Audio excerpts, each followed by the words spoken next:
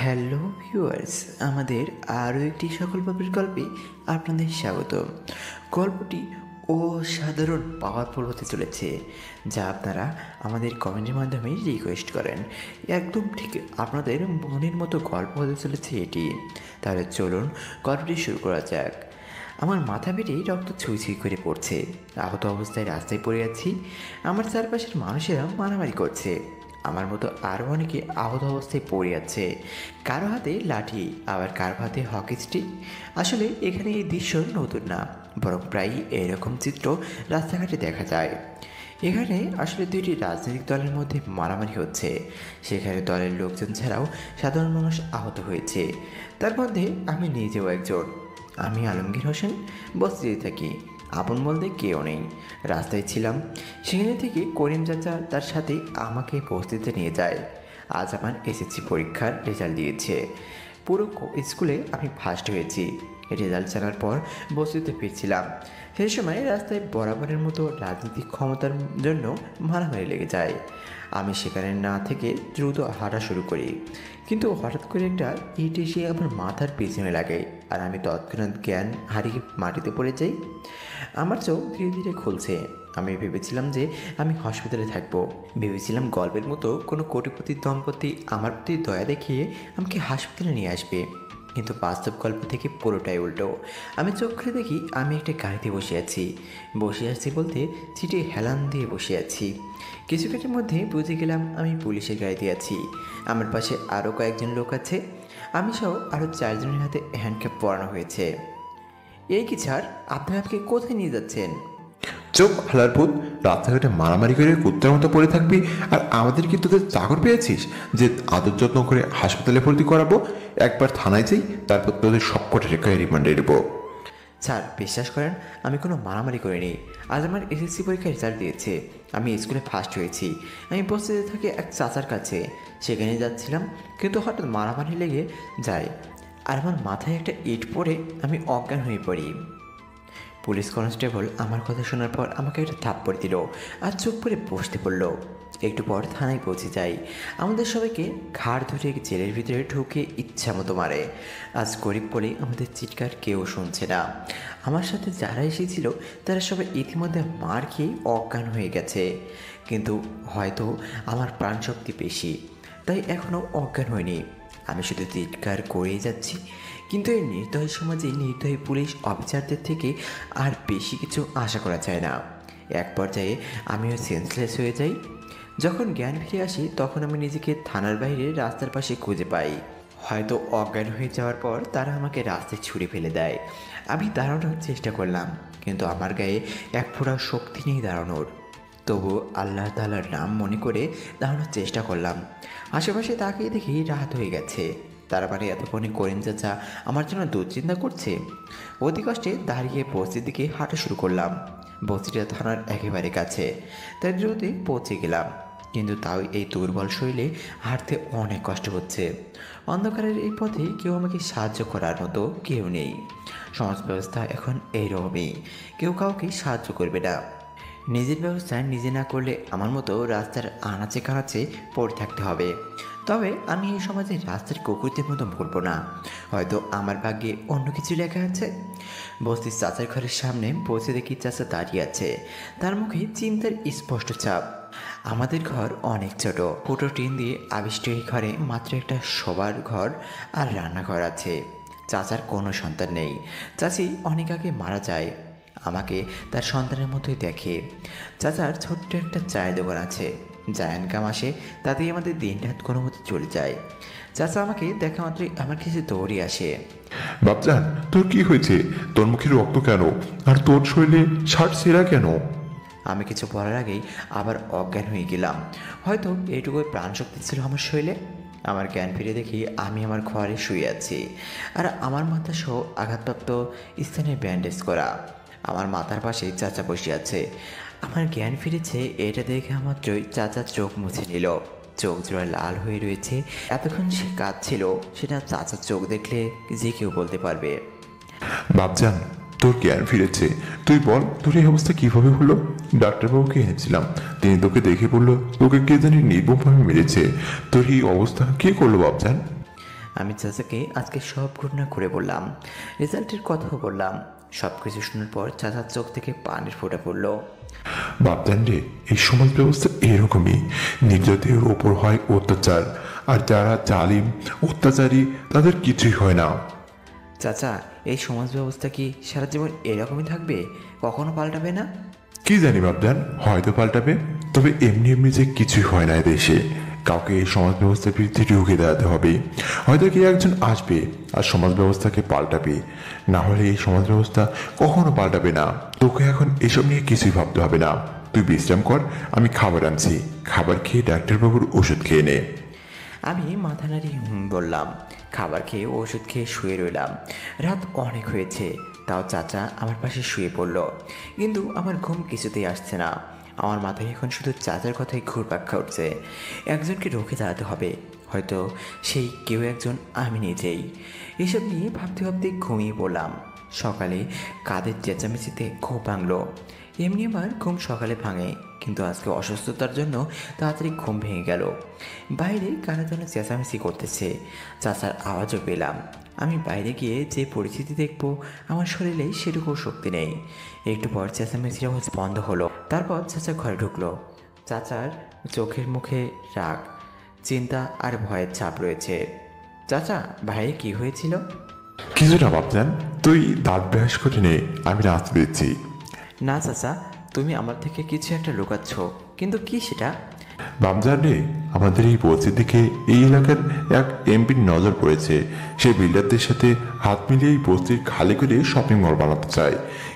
তাই বাইরে গন্ডগোল হচ্ছিল। এমপি লোক পাঠিয়েছিল আমাদের বস্তি এমপির নামে লিখে দিতে। তার দল বলে সামান্য কিছু টাকা দিবে, যা দিয়ে আমাদের 1 মাস কিংবা 2 মাস ভালো করে কাটাবো। কিন্তু পরে কি হবে? আর তাছাড়া এটা আমাদের পৈতৃক বাড়ি, আমি কেন এই ঘর তাদের নামে লিখে দিব? তাই আমি প্রতিবাদ জানাই। বস্তির বাকি লোকেরা আমার কথা সম্মতি দিয়েছে, তারা রেখে চলে যায় এখান থেকে। তোকে এ নিয়ে ভাবতে হবে না, তুই রেস্ট নে। কয়েকদিন পর তোকে কলেজে ভর্তি হতে হবে। কিন্তু চাচা, কলেজে পড়া মানে তো অনেক টাকা লাগবে। আরে বাপজান, টাকা নিয়ে তোকে ভাবতে হবে না।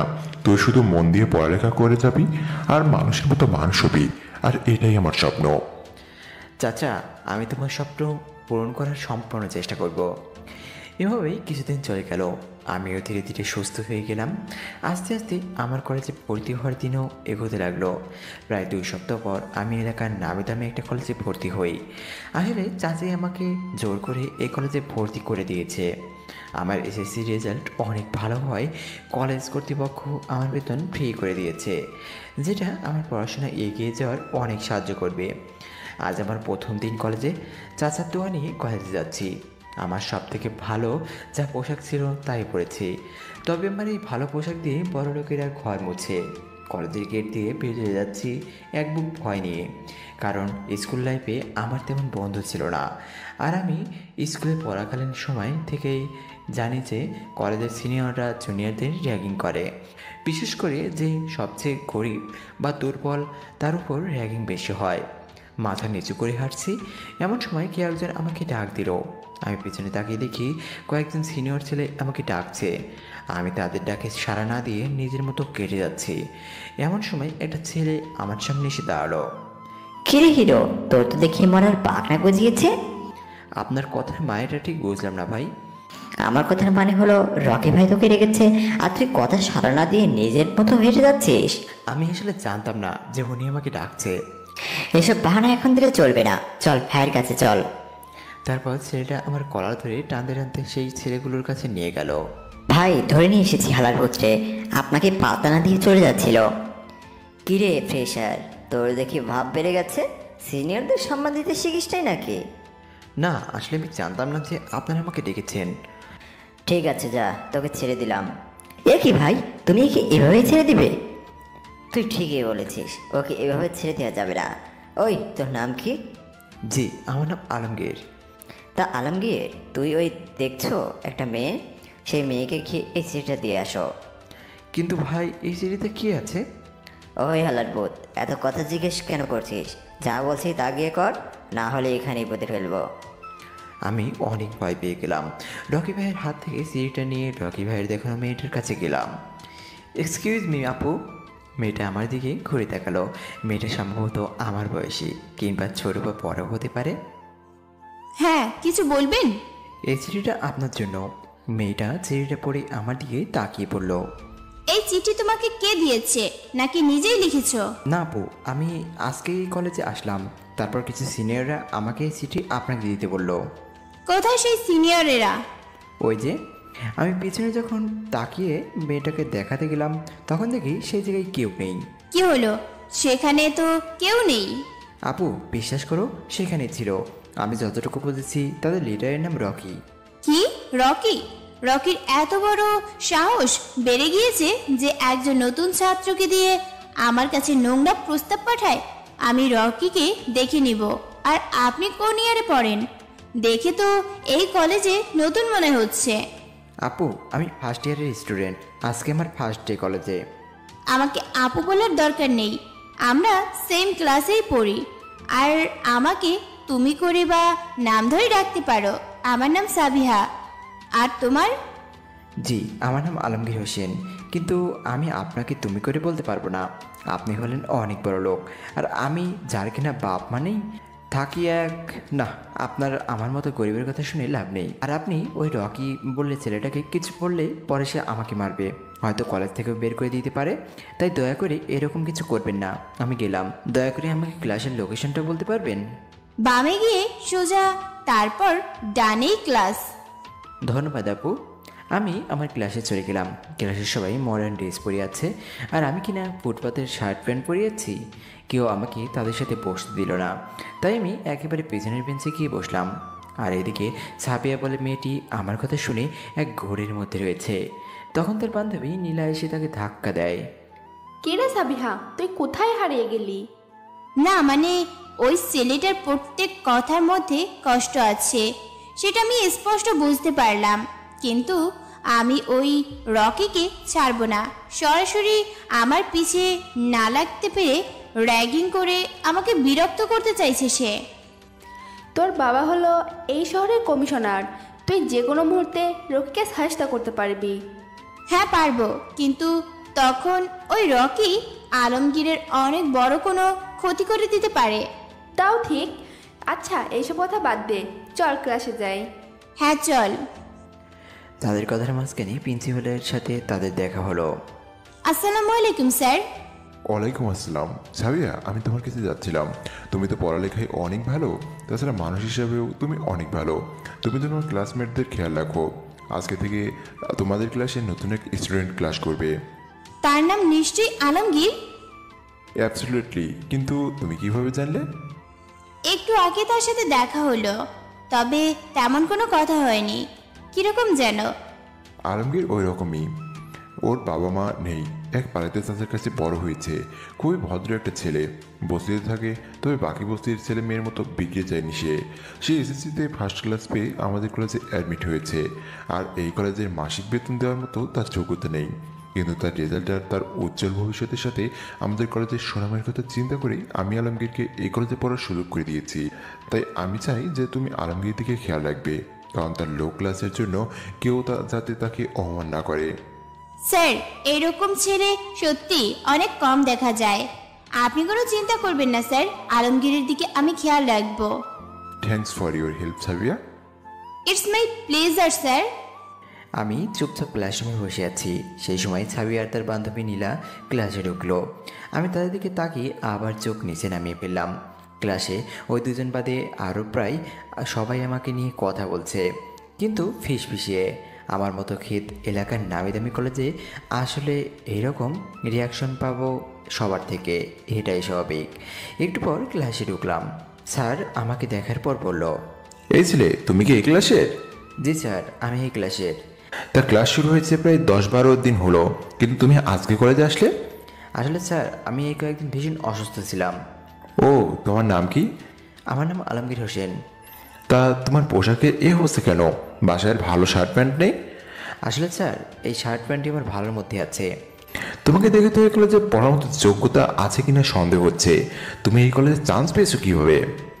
আমি স্যারের কথা শুনে চুপ হয়ে গেলাম, কারণ এই পোস্টের মুখোমুখি যে আমাকে হতে হবে সেটা আমি আগে থেকে জানতাম। সবাই আমার দিকে তাকিয়ে আছে। এবং হাসছে। একজন উঠে দাঁড়ালো। স্যার আপনিও না? এই ক্ষেত কীভাবে এই কলেজে চান্স পেয়েছে তা আমরা সবাই জানি। নিশ্চয়ই প্রিন্সিপালের হাত পা ধরে এই কলেজে চান্স পেয়েছে। হতে পারে, তবে আমি আলমগীরের কাছ থেকে প্রশ্নের উত্তরটা চাই। সবাই আমাকে নিয়ে হাসাহাসি করছে। এবার আমি কিছু বলার আগেই সাবিয়া উঠে দাঁড়ালো এবং বলল, সাবিয়া, তুমি কিছু বলবে? হ্যাঁ স্যার, বলবো। বলার জন্যই তো দাঁড়িয়েছি, কিন্তু আমি অনেকক্ষণ থেকে খেয়াল করছি যে আপনি আলমগীরকে অনেকক্ষণ যাবৎ কিছু প্রশ্ন করছেন। প্রশ্নগুলো আলমগীরের স্ট্যাটাস সম্পর্কে। তবে স্যার, লেখাপড়ার জন্য তো কোনো স্ট্যাটাসের প্রয়োজন হয় না। লেখাপড়ার জন্য চাই প্রখর মনোবল, যা আলমগীরের আছে। আর যোগ্যতা আছে নাকি নেই তা এটা থেকে প্রমাণ হয় যে আলমগীর এখন আমাদের সবার সাথেই এই ক্লাসে আছে। আর তাছাড়া আলমগীর এসএসসিতে ফার্স্ট ক্লাস রেজাল্ট নিয়ে এই কলেজে চান্স পেয়েছে। প্রিন্সিপাল স্যার আমাকে নিজে পার্সোনালি রিকোয়েস্ট করেছে যাতে আলমগীরকে কেউ যেন তার স্ট্যাটাসের জন্য বিরক্ত না করে। কেউ যদি আলমগীরকে বিরক্ত করে তাহলে সোজা আমি প্রিন্সিপাল স্যারের কাছে রিপোর্ট করব। আর স্যার, আপনি এরকম লো মেন্টালিটি ভাবনা নিয়ে কিভাবে শিক্ষক হলেন? কিভাবে? সাবিয়ার কথাটা লেকচারের থেকে কম মনে হলো না কারোর কাছে। সবাই চুপ হয়ে আছে সাবিয়ার কথা শুনে। আমি অবাক হয়ে তাকিয়েছি তার কাছে। সত্যি কি দুনিয়ায় এখনও এরকম মানুষ আছে যে কিনা বিনা স্বার্থে একজনের জন্য এরকমভাবে প্রতিবাদ করে? সাবিয়া, তুমি ঠিকই বলেছ। আমি একজন শিক্ষক হয়ে এরকম ভাবা আমার একদমই ঠিক হয়নি। শিক্ষা একটা মৌলিক অধিকার। শিক্ষার অধিকার সবার আছে। আর Alamgir, I am extremely sorry. তুমি বসো আর ক্লাসের সবাই মনোযোগ দিয়ে ক্লাস করো। আমরা সবাই ক্লাসে মনোযোগ দিলাম, কিন্তু কেন জানি আমি মনোযোগ দিতে পারছি না। আমার কানে এখনও সাবিয়ার বলা কথাগুলো বাজছে। একের পর এক ক্লাস শেষ হলো।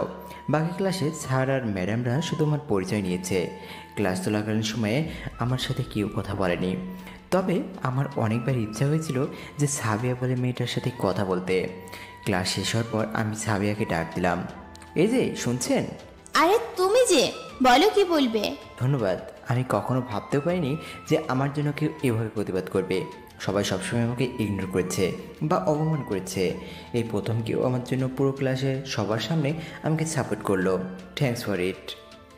সরি, আমি ধন্যবাদটা নিতে পারবো না। কিন্তু কেন?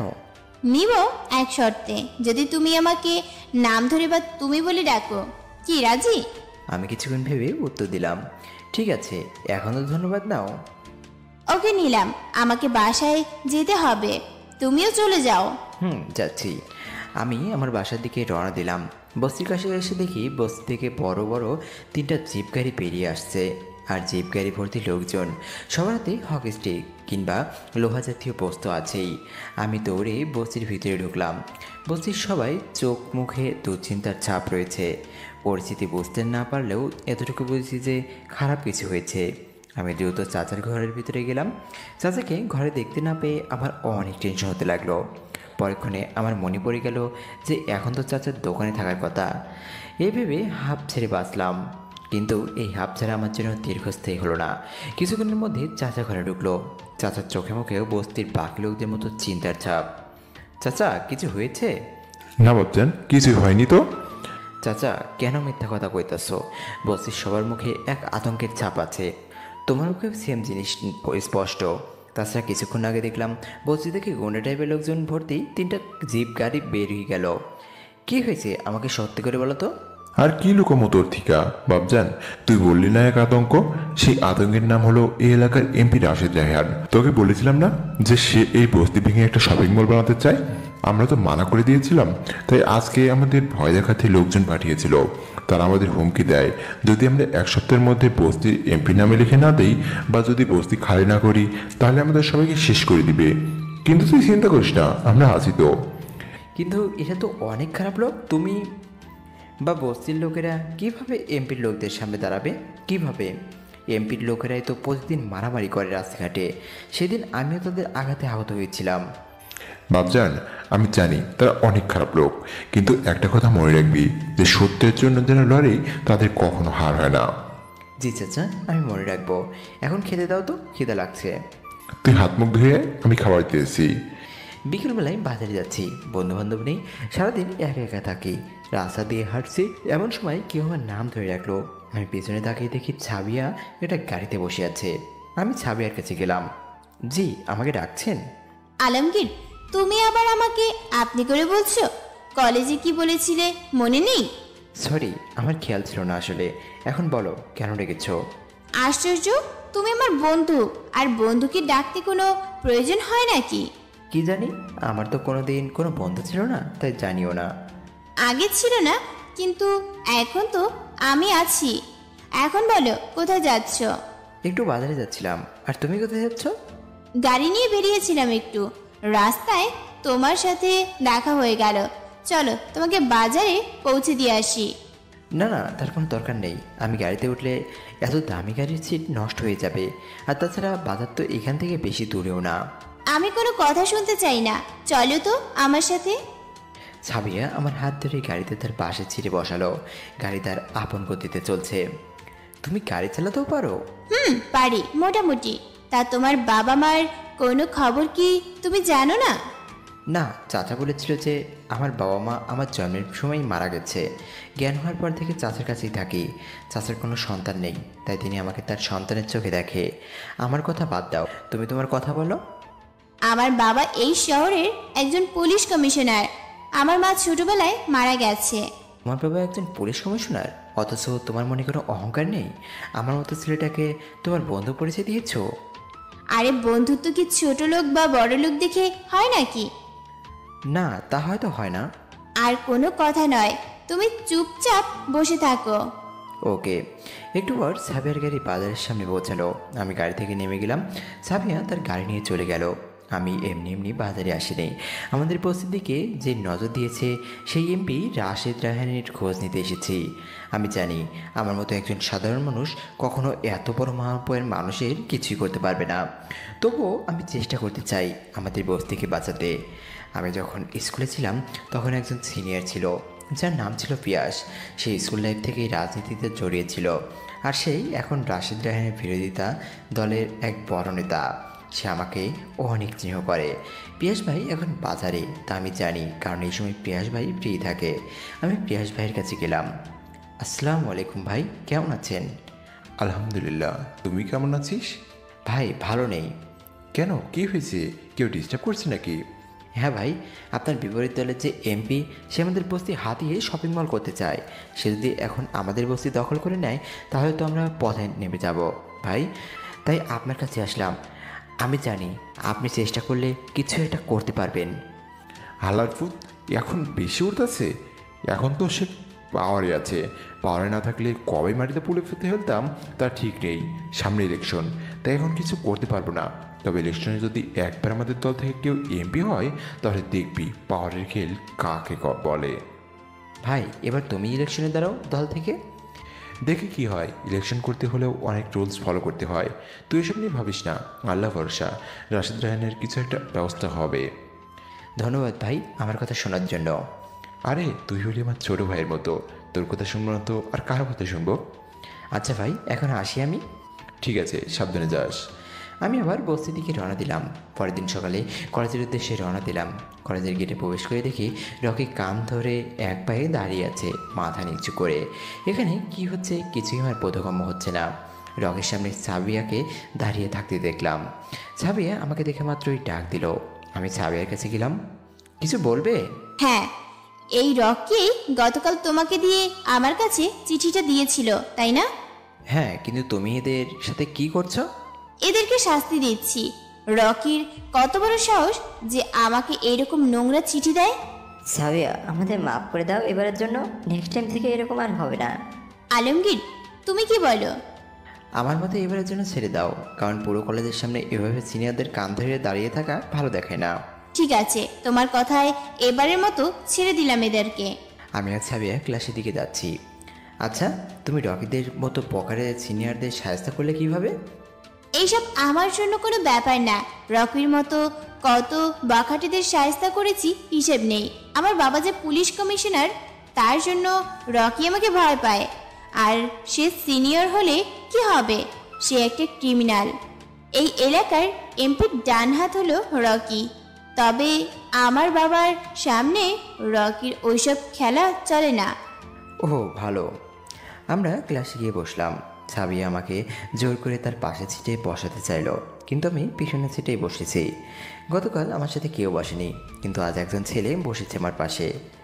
হাই, আমার নাম রাহুল। তোমার নাম নিশ্চয়ই আলমগীর। হ্যাঁ, কিন্তু আপনি কীভাবে জানলেন? গতকাল ক্লাসে জেনেছি। আর আপনি বলাটা ছাড়ো, কারণ আমরা সেম ক্লাসে পড়ি, তাই তুই করে বলার চেষ্টা কর। Can you be friends? বন্ধুত্ব করা যায়, তবে যেমন তেমন বন্ধুত্ব না, একেবারে পাকা ইয়ারি যাকে বলে সেই রকম বন্ধুত্ব করতে হবে। ওকে, নো প্রবলেম। তাহলে আজকে থেকে আমরা বন্ধু। ওকে দোস্ত। কলেজ ছুটির সময় যেই গেট দিয়ে বের হব, তখন আমি দেখি রকি আমার দিকে তাকিয়ে আছে, আর ওর চাহনিতে স্পষ্ট প্রতিশোধের আগুন চলছে। রকের থেকে আমাকে সাবধানে থাকতে হবে, এইসব ভাবছি। এমন সময় আমাকে সাবিয়া পিছন থেকে ডাক দিল। আলমগীর, তোমার কি এখন কোনো কাজ আছে? কাজ তো নেই, কিন্তু কেন? তাহলে চলো আমার সাথে। সাবিহা, একটু এদিকে আসতো। কিন্তু কেন? আরে আগে চল। নীলা সাবিয়ার হাত ধরে তাকে অনেক দূরে নিয়ে গেল আমার থেকে। আরে কোথায় যাচ্ছি? কোথাও না, এখন বলতো তোর মাথায় কি চক্কর খাচ্ছে? কি চক্কর খাচ্ছে মানে? মানে হলো আমার মতে তুই কি আলমগীরের সাথে একটু বেশি কথা বলছিস না? আলমগীর আমার ফ্রেন্ড, তার সাথে কথা বলতেই পারি। কিন্তু তুই তো একটু বেশিই করে ফেলছিস। এখন আমাদের আর সময় দিস না, তারপর সারাদিন আলমগীরের সাথে চলিস। গতকাল দেখলাম তুই তোর গাড়ি করে আলমগীরকে কোথাও নিয়ে যাচ্ছিলি, আবার আজকেও তোর গাড়ি করে নিয়ে যাচ্ছিস। এটা কি শুধু বন্ধুত্বই নাকি অন্য কিছু? What do you think? I think you fall in love with Alamgir. Oh, just shut up, Neela. We're just friends, nothing else. মানলাম তুই শুধু বন্ধুত্বের খাতিরে এইসব করছিস, কিন্তু আলমগীর যদি অন্য কিছু ভেবে বসে? আলমগীর ওরকম কোনো ছেলেই না, আমি বিশ্বাস করি ওকে। দেখ দোস্ত, এইরকম বস্তির পোলাপানদের একেবারে বিশ্বাস নেই, কখন কি করে বসে। আমি আলমগীরের ব্যাপারে কোনো কিছুই শুনতে রাজি না। ওকে, পরে আমার কথা হাড়ে হাড়ে বুঝবি। Let's see. সাবিয়া আমার কাছে এসে আমাকে নিয়ে তার গাড়িতে ওঠালো। আমি তাকে বারবার জিজ্ঞেস করছি যে আমরা কোথায় যাচ্ছি, কিন্তু সে কিছুই বলছে না। একটু পর গাড়ির নিউ মার্কেটের সামনে থামলো। আমরা এখানে কেন এসেছি? আগে চলো, তারপর বলছি।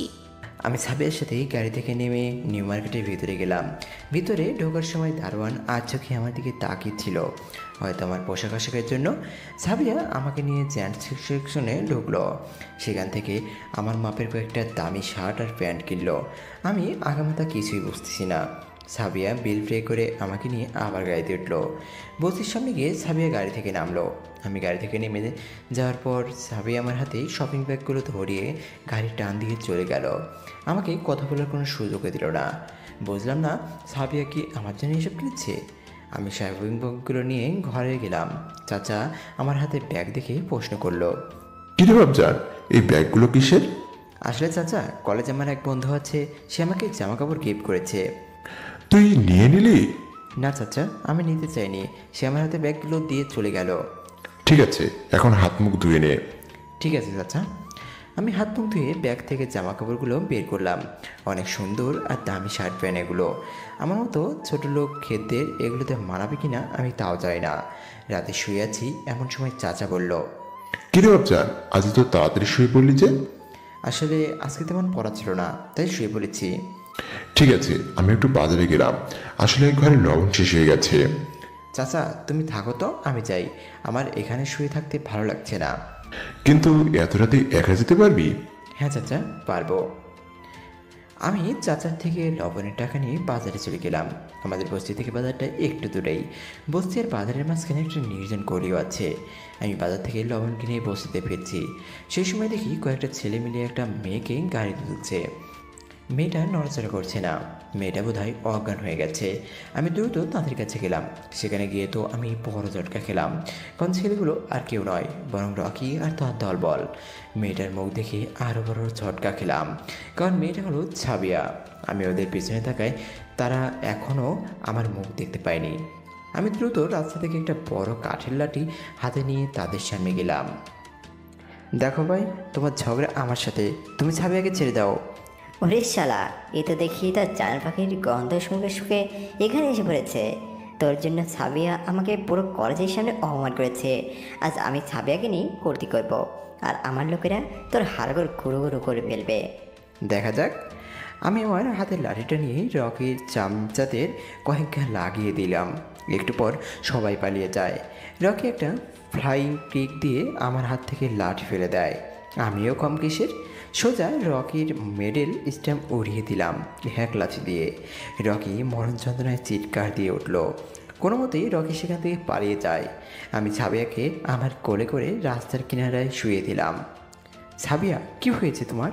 ওঠো প্লিজ। না, সাবিয়া এভাবে উঠবে না। আমি সাবিয়াকে রেখে বাজার থেকে এক বোতল পানি কিনে এনে সাবিয়ার মুখে পানি দিলাম। পানির কয়েক ফোঁটা ছিটে দেওয়ার পর সাবিয়ার জ্ঞান ধীরে ধীরে ফিরছে। সাবিয়ার জ্ঞান ফেরার আনন্দেই আমি ভুলে গেছি যে সাবিয়ার মাথা আমার কোলে আছে। সাবিয়ার জ্ঞান ফেরার পর তার এত কাছে আমাকে দেখে ধাক্কা দিয়ে দূরে সরিয়ে দেয়।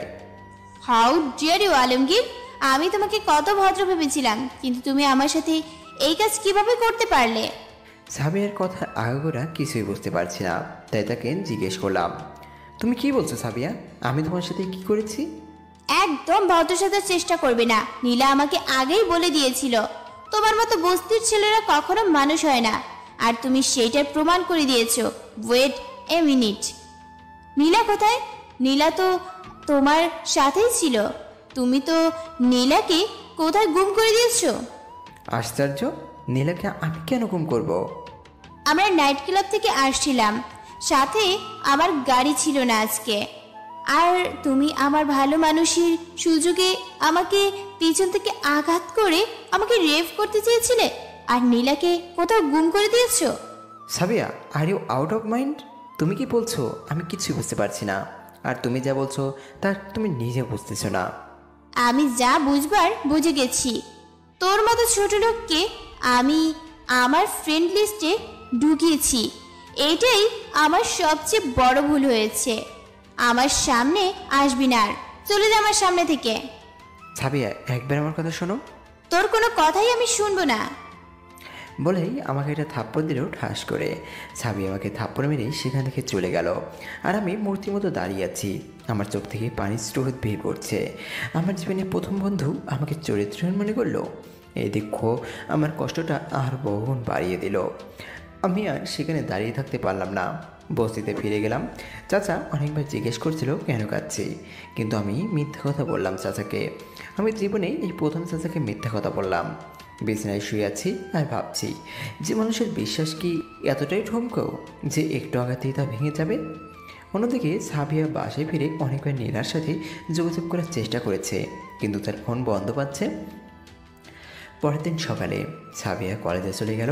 সাবিয়া ভেবেছিল যে আমি কলেজে গেলে আমাকে প্রশ্ন করবে যে নীলা কোথায়, কিন্তু আজ আমি কলেজে যাইনি। চাচাকে বললাম যে শরীর ভালো রাখছে না, তাই চাচাও আর জোর করলো না। সাবিয়া কলেজের ক্যান্টিনে বসে আছে। হঠাৎ তার চোখ গেল কলেজের গেটের দিকে। সে দেখলো নীলা আসছে। সাবিয়া নীলাকে দেখে মাত্রই দৌড়ে তার কাছে গেল।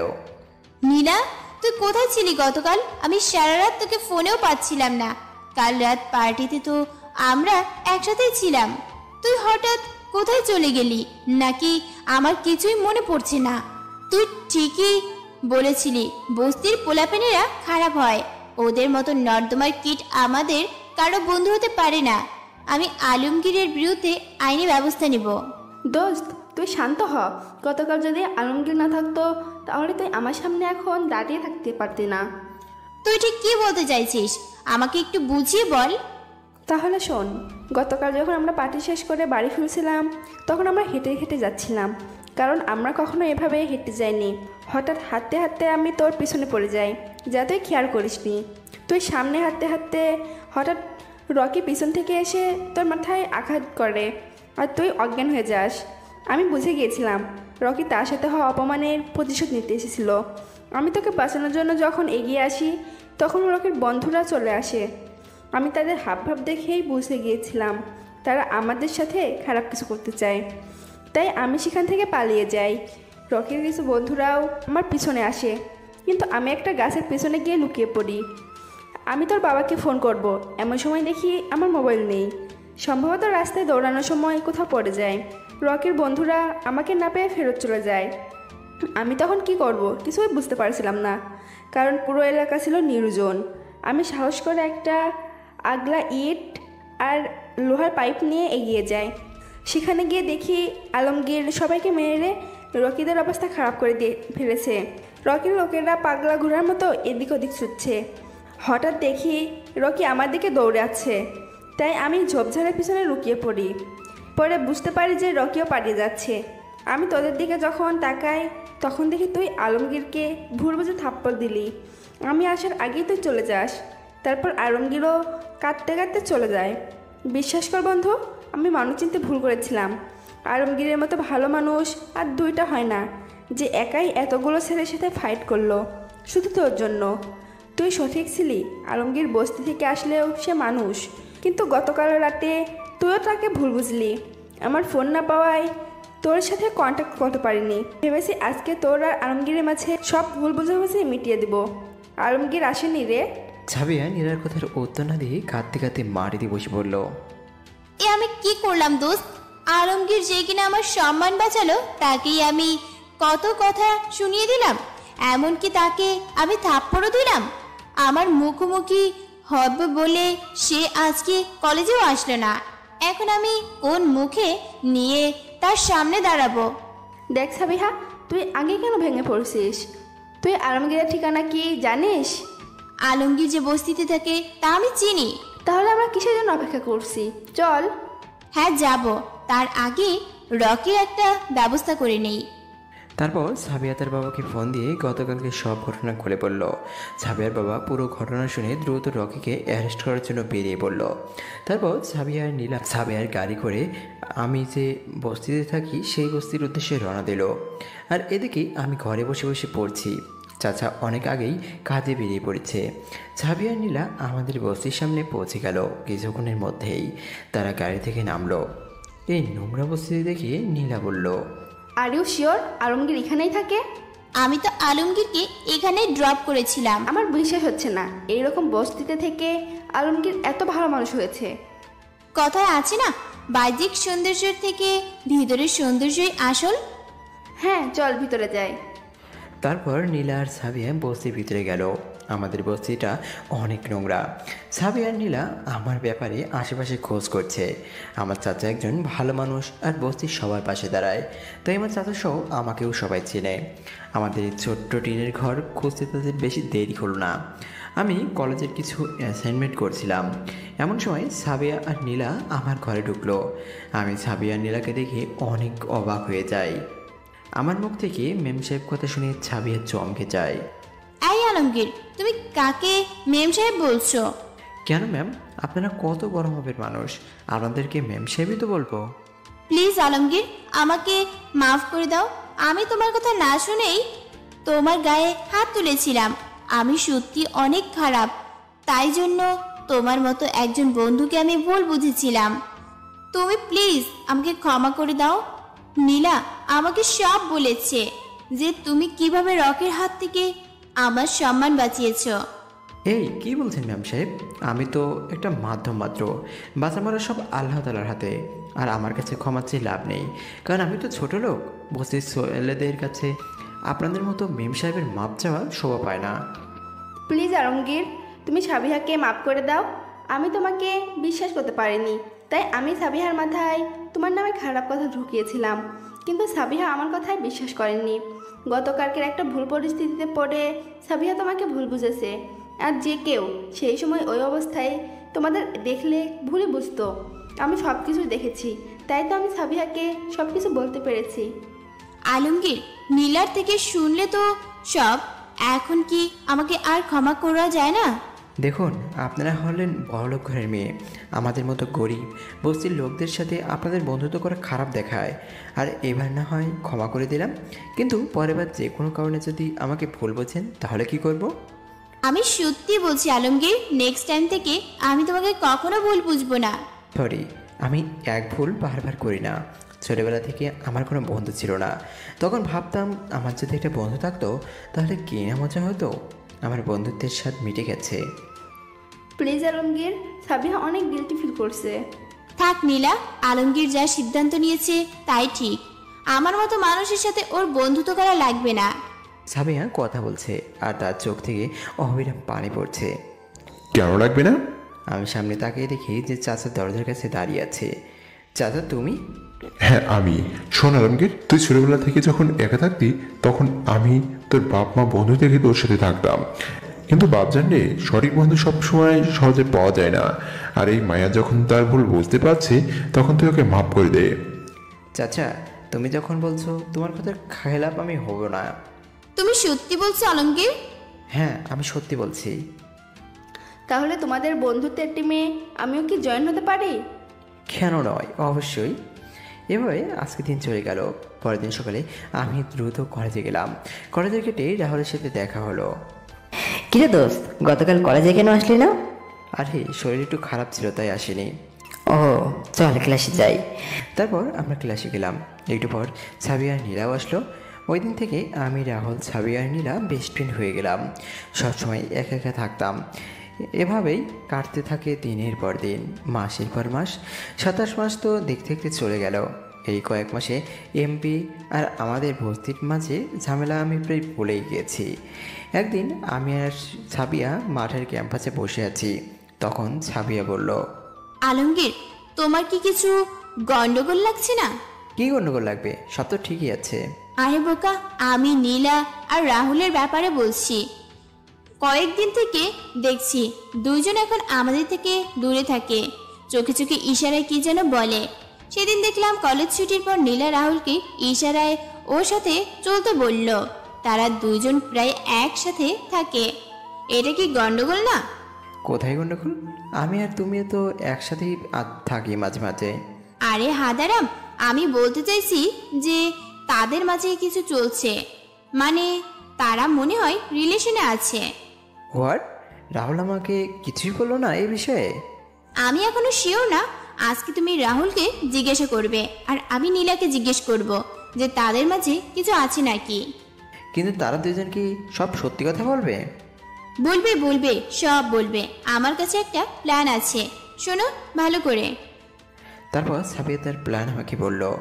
ওয়াও, এই প্ল্যান তো মারাত্মক একটা প্ল্যান। তোমার মাথায় এসব শয়তানি বুদ্ধি গিজগিজ করে না? আমার বুদ্ধি নিয়ে একদম বাজে কথা বলবে না। আমার প্ল্যানের কোনো তুলনা নেই। রাইট, এই দেখো দুইজন আসতেছে, আমরা প্ল্যান মতো কাজ শুরু করে দেই। ঠিক আছে। নীলা আর রাহুল আমাদের একটু কাছে আসতেই আমরা আমাদের প্ল্যান মতো কাজ শুরু করে দেই। জানো সাবিয়া, রাহুলের বাবা সেদিন আমাকে ডেকে বলল তিনি নাকি তার বিজনেস পার্টনার মেয়ের সাথে রাহুলের বিয়ে ঠিক করেছে। রাহুলের ইন্টার পরীক্ষা শেষ হওয়ার পর নাকি তাদের দুজনকে বিয়ে দিয়ে দেবে। আমি জোরে জোরে কথাটা বললাম যাতে রাহুল আর নীলা দূর থেকে শুনতে পায়। এবার সাবিয়াও প্ল্যান মতো চিল্লিয়ে চিল্লিয়ে বলা শুরু করলো। ভালো তো। তুমি কি জানো, নীলার আম্মু আমাকে সেদিন ডেকে জানতে চাইলো যে নীলার কোনো বয়ফ্রেন্ড আছে কিনা। আমি ডাইরেক্ট না করে দিলাম। তারপর আন্টি আমাকে বলল তার ছোটকালের বেস্ট ফ্রেন্ডের ছেলের সাথে নাকি নীলার বিয়ে ঠিক হয়ে রয়েছে ছোটবেলা থেকে। কিন্তু নীলা জানে না নীলার জন্মদিন তো পরশু। সেদিন নাকি আন্টি নীলাকে সারপ্রাইজ হিসেবে তাদের দুইজনের এঙ্গেজমেন্ট করে দেবে। হোয়াট? তুই কি বলছিস এইসব সাবিহা? আলমগীর, তুই কি বলছিস? তোর মাথা ঠিক আছে তো? আরে তোরা কখন এলি? আমি যখনই আসি না কেন, তোরা দুইজন এখন কি বললি? ও শুনে বলছিস তাহলে? আরে তোর আব্বু তোজনা মেয়ে ঠিক করেছে। তুই তোর বাবার একমাত্র ছেলে, দেখতেও হ্যান্ডসাম। আঙ্কেল জিজ্ঞেস করছিল যে তোর কোনো রিলেশন আছে কি না। আমি বলেছি তুই একেবারে পিওর বলা, তুই কোনো প্রেম করিস না। আমিও সেম কথাটা নীলার মাকেও বলেছি। তোরা দুইজন পাগল হলি নাকি? আমরা এই বয়সে কেন বিয়ে করব? আর তোদের কে বললো যে আমরা প্রেম করি না? আমরা দুজনে একে অপরকে ভালোবাসি। হুররে, আমি পেরেছি। না, আমরা পেরেছি। Really I am too good. আমার প্ল্যান সাকসেসফুল। কথাটা বলেই সাবিয়া খুশিতে নাচতে শুরু করলো। সাবিয়ার এই নাচার কারণ আমি বুঝতে পেরেছি, কিন্তু ব্যাচেলার রাহুল আর সাবিয়া কিছুই বুঝতে পারছে না। তুই নাচা বন্ধ কর। আর তোর কিসের প্ল্যান সাকসেসফুল হয়েছে? আমি কিন্তু কিছুই বুঝতে পারছি না।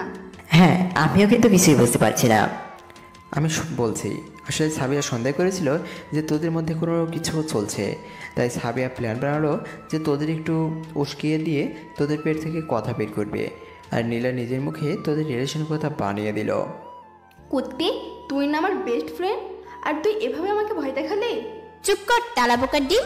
তুই যদি সত্যি আমার বেস্ট হয়ে থাকতি তাহলে তোর রিলেশনের ব্যাপারে আমাকে কেন বললি না? আসলে আই এম সরি, আমি বলবো বলে আর বলা হয়নি। আমি সরি বলছি, আমাদের উচিত ছিল আমাদের ব্যাপারে তোদের বলা। এত কিছু শুনতে চাই না, চাই ট্রিট, আর সেইটা তুই দিবি। কি আর করার, চল ট্রিট দেই। তারপর আমরা একটা রেস্টুরেন্টে গিয়ে রাহুলের মানিব্যাগটা ফাঁকা করলাম। সেদিনের মতো বস্তিতে ফিরে গেলাম। রাতের চাচা আসলো ঘরে। বাবজান, আমার না তোকে নিয়ে অনেক ভয় হয় রে। আমি না থাকলে তোর যে কি হবে এখন তোর আল্লাহ তালাই জানে। এটা আবার কি কথা চাচা? তুমি না থাকলে মানে কি? হ্যাঁ, আমি কি সারা জীবন বেঁচে থাকবো রে? তখন তোর কি হবে এটা নিয়ে সারাদিন ভয়ে ভয়ে থাকি। আমি চাচাকে জড়িয়ে ধরলাম। তুমি কোথাও যাবে না চাচা, তুমি তো জানো এই দুনিয়ায় আমার আব্বু আম্মুকে আমি জানি না, তারা বেঁচে আছে নাকি মরে গেছে তাও আমি জানি না। তুমি আমার সব চাচা। কথাগুলো বলতে বলতে আমার চোখ দিয়ে পানি পড়লো। চাচা যে কাঁদছে তা নয়। আমি চাচাকে ছেড়ে দিয়ে জিজ্ঞেস করলাম, চাচা তোমার কি হয়েছে বলো তো? হঠাৎ এই প্রশ্ন করলে যে?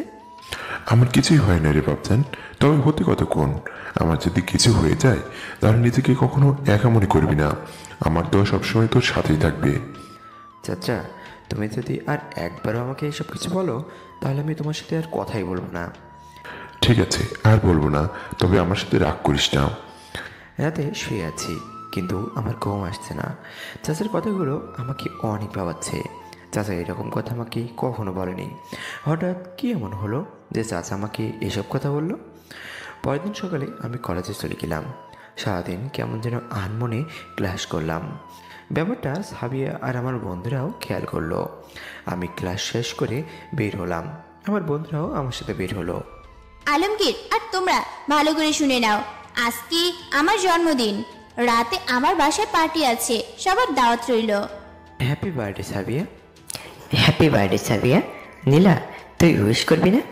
আমি অনেক আগেই উইশ করেছি। যাই হোক, সন্ধ্যার দিকে আমি সবাইকে আমার বাসায় দেখতে চাই। আমি না আসলে হয় না?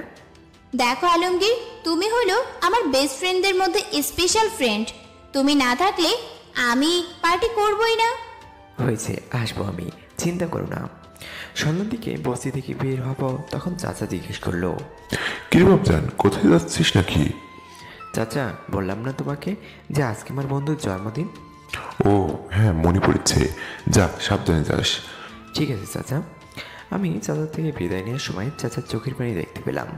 মনে হচ্ছিল যেন চাচা আমাকে অনেক কিছু বলতে চায়, কিন্তু কোনো কারণে আমাকে কথাগুলো বলতে পারছে না। আমি সাবিয়ার বসায় চলে গেলাম। অনেক সুন্দর করে সাজানো হয়েছে বাড়িটা। রাহুল আর নীরাকেও গেটের সামনে দাঁড়িয়ে থাকতে দেখছি। কিরে দোস্ত, তোর আসতে এত দেরি হলো কেন?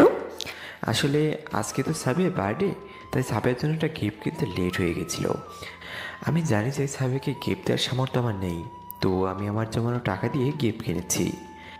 এরকম করে কেন বলছিস? বন্ধুদের মাঝে এসব দামি গিফট বা কম দামি গিফট বিচার করা হয় না। আর এখানে কথা না বলে ভিতরে চলো, সাবিহা অনেকক্ষণ থেকে আমাদের জন্য অপেক্ষা করে বসে আছে। আমরা বাড়ির ভেতরে গেলাম। বাড়ির বাইরেটা যেমন সুন্দর, ভেতরটা আরও সুন্দর। বাড়িতে মেহমানি ভর্তি, সবাই দামি দামি পোশাক পরে এসেছে। আর আমি কিনা সাবিয়ার কিনে দেওয়া পোশাক পরে এসেছি। একটু পর সাবিয়া আসলো। সাবিয়াকে দেখে আমি চোখ সরাতে পারছি না। আজকে সাবিয়াকে সত্যি অনেক সুন্দর লাগছে। সাবিয়া আজ একটা লাল লেহেঙ্গা পরেছে, সাথে ম্যাচিং চুড়ি আর হালকা মেকআপে আজ সাবিয়াকে লাল পরি মনে হচ্ছে। আমি যেন আজ ঘোরের মধ্যে চলে গেলাম। আমার ঘোর সাবিয়ার আওয়াজে ভাঙলো। কি হলো আলমগীর, এভাবে কি দেখছো? তোমাকে।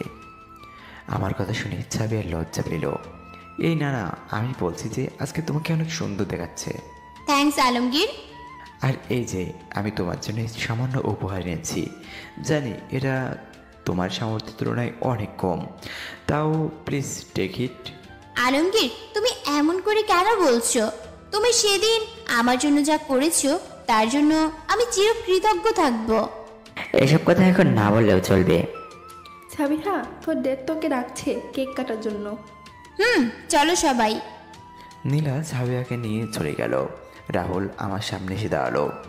কিরে মামা, তোর আজকে কি হয়েছে? কি হয়েছে মানে?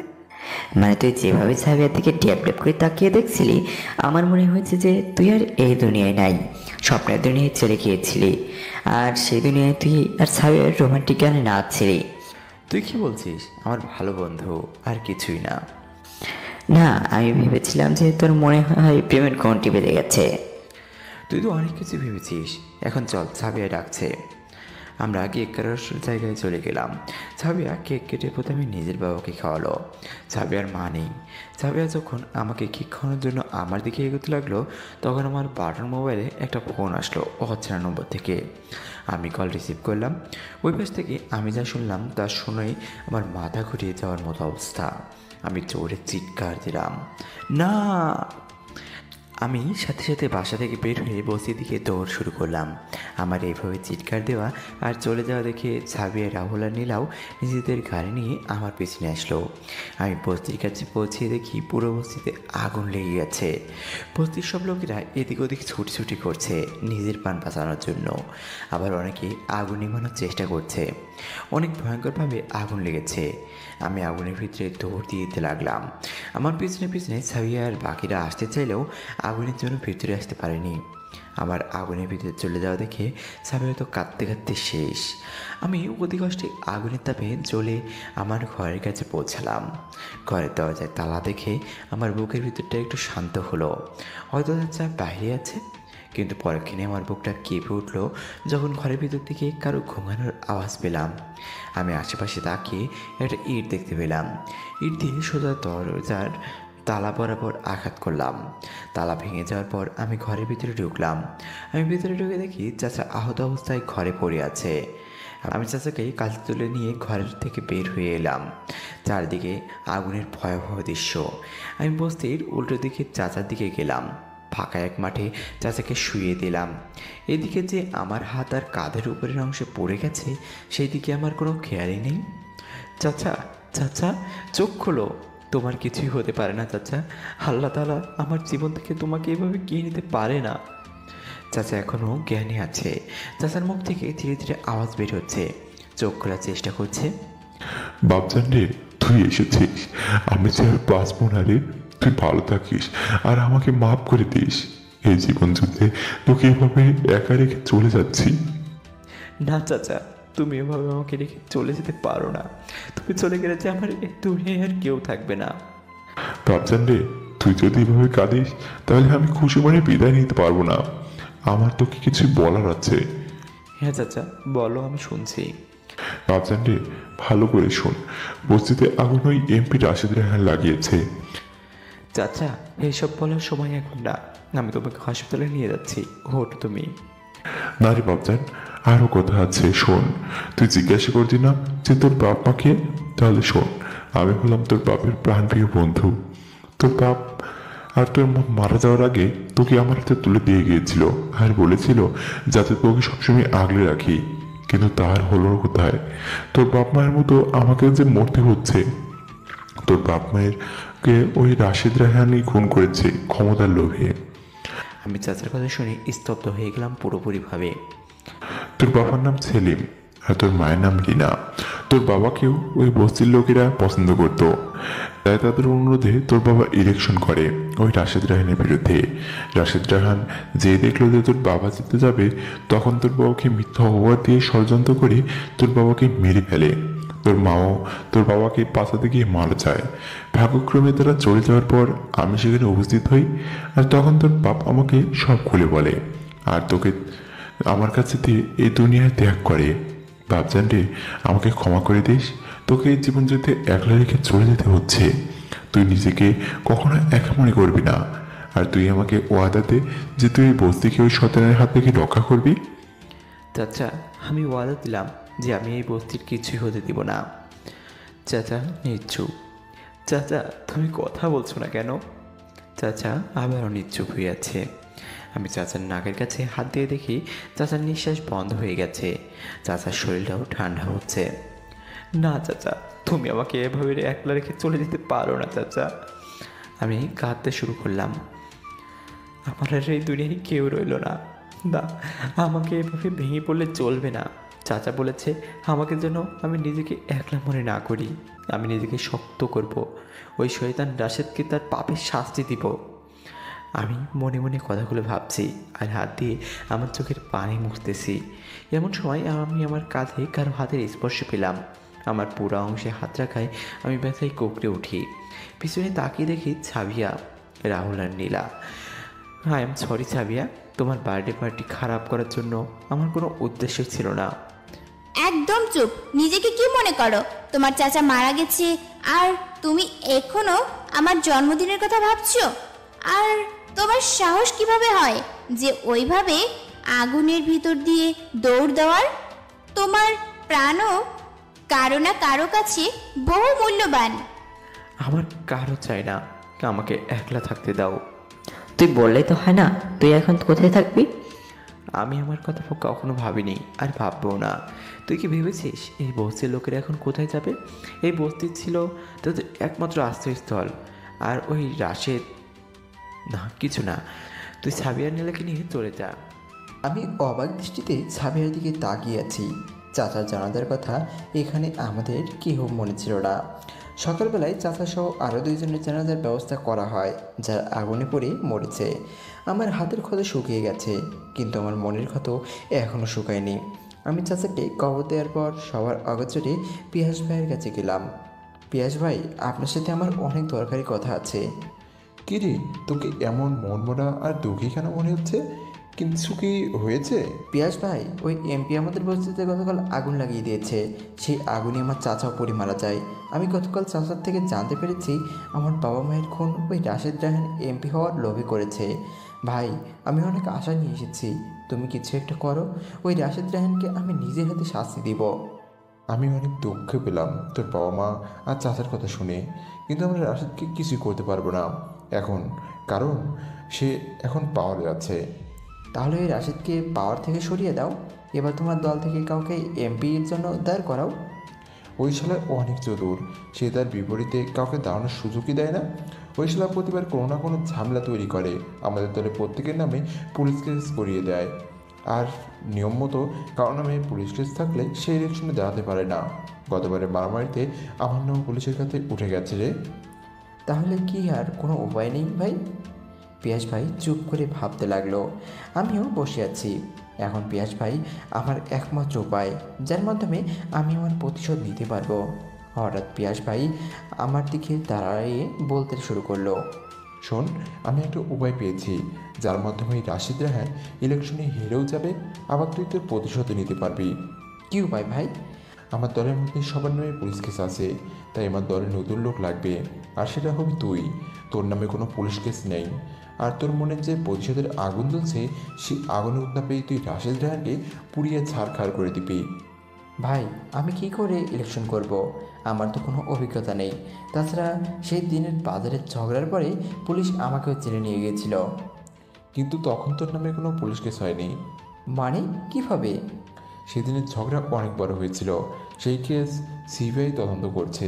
তদন্তে তুই সহ যাদের জেলে আটকে রেখেছিল তাদের নাম রিপোর্ট থেকে ক্লিয়ার হয়ে যায়, আর ইলেকশন করতে কোনো অভিজ্ঞতা লাগবে না।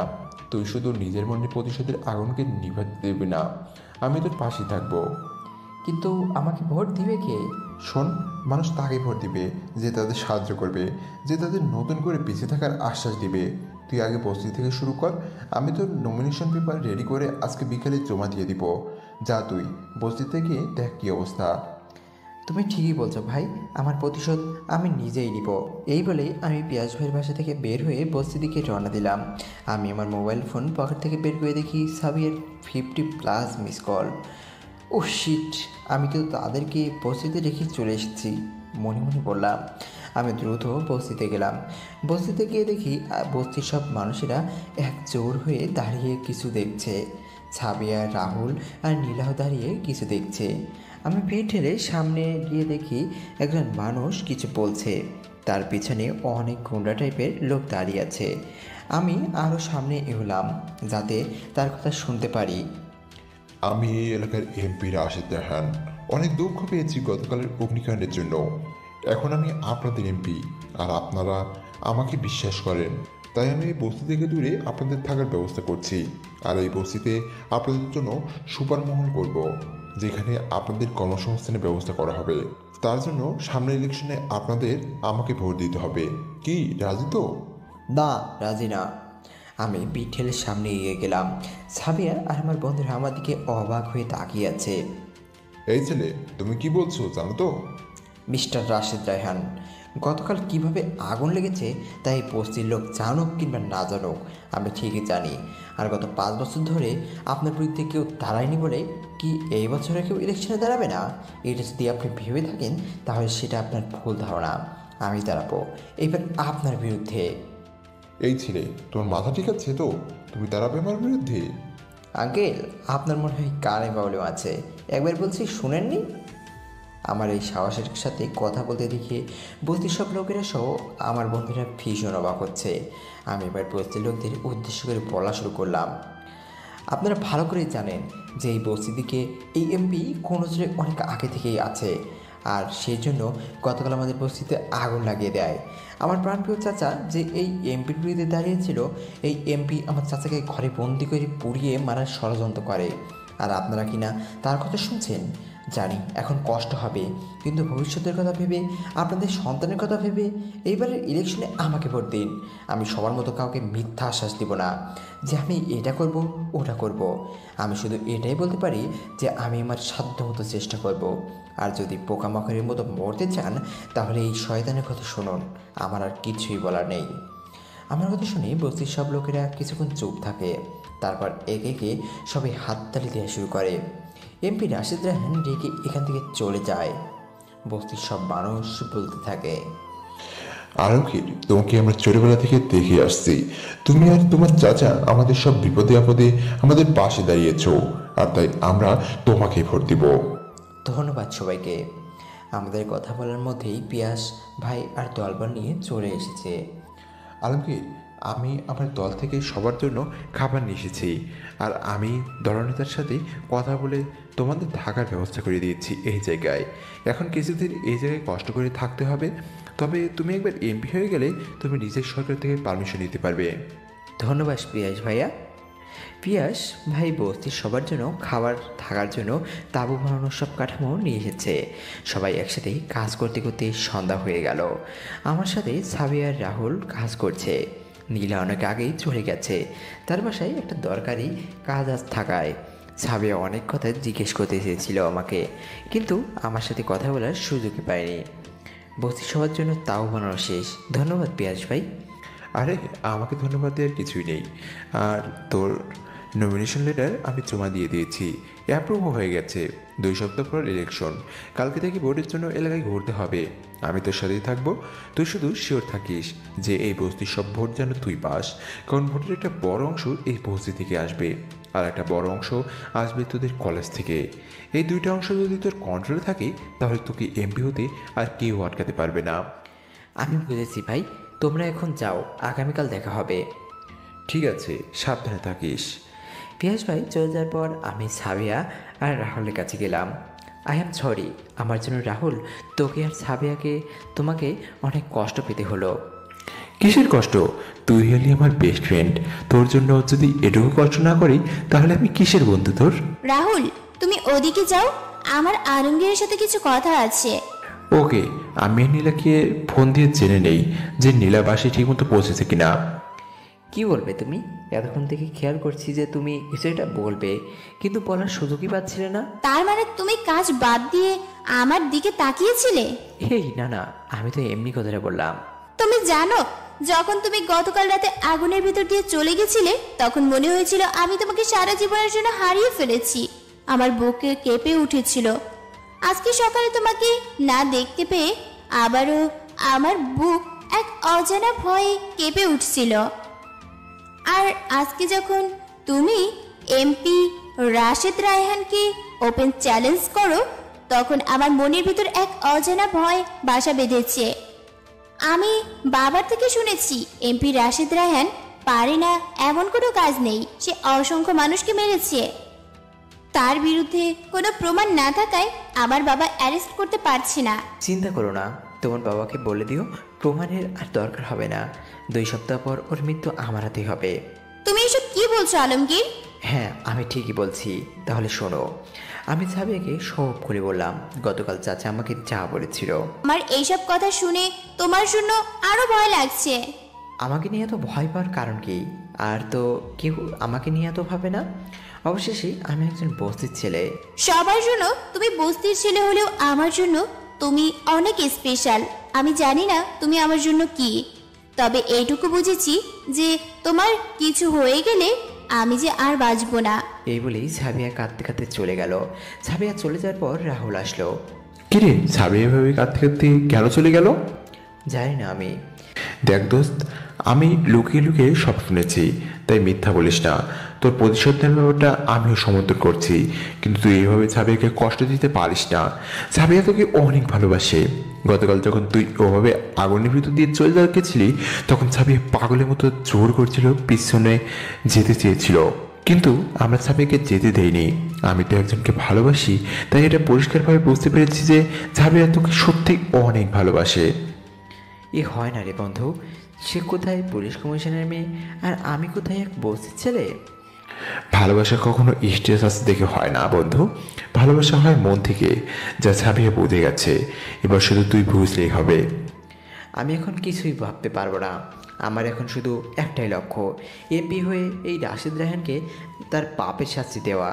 আগে আমি প্রতিশোধ নিয়ে নেই, তারপর এসব ভাববো। বুঝলাম সব, এখন চল আমার সাথে। কোথায় যাব? কোথায় যাবি মানে? আমার সাথে যাবি আমার বাসায়, নাহলে থাকবি কোথায়? কেন, বস্তির বাকি লোকেরা যেভাবে থাকবে আমিও ঠিক সেভাবে থাকবো? না, তা হয় না। তুই আমার বন্ধু, তুই যদি এভাবে থাকিস তাহলে সেটা আমার জন্য লজ্জাজনক হবে। আমি এই এলাকার হবু এমপি হয়ে এদের ছেড়ে তোর সাথে আরামায়েশ করে ঘুমাবো, এ কথা তুই ভাবলে কীভাবে? এরা আমার আপন সবাই, এদের কষ্ট রেখে আমি এভাবে যেতে পারবো না।